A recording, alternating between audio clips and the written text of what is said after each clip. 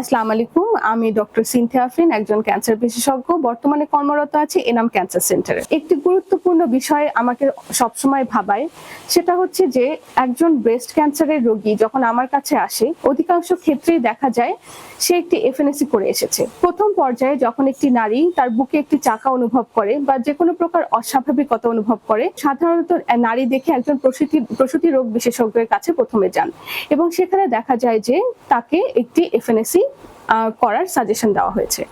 এই ক্ষেত্রে আমি একটি কথা বলতে চাই যে এফএনএসি একটি অত্যন্ত দ্রুত এবং সহজ পদ্ধতি, যেটা দিয়ে আমরা একটি লাম্প অথবা একটি চাকার বা টিউমারের আমরা কোষ থেকে আমরা বিভাজন করতে পারি যে সেটি ক্যান্সার নাকি ক্যান্সার নয়।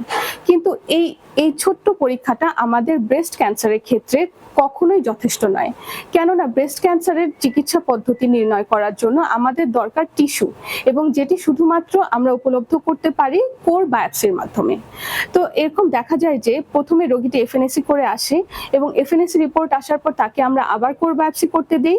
তাতে সময় লেগে যায় 10 থেকে 15 দিন। আবার কোর বায়োপসি করার পরে আমরা আবার করতে দেই হরমোন রিসেপ্টর স্ট্যাটাস দেখার জন্য, তাতে চলে যায় আরো 1 সপ্তাহ 2 সপ্তাহ। এভাবে রোগীদের অনেক সময় ক্ষেপণ হয় এবং এতে কিন্তু ক্যান্সার বসে থাকে না, ক্যান্সার শরীরে ছড়িয়ে যেতে পারে।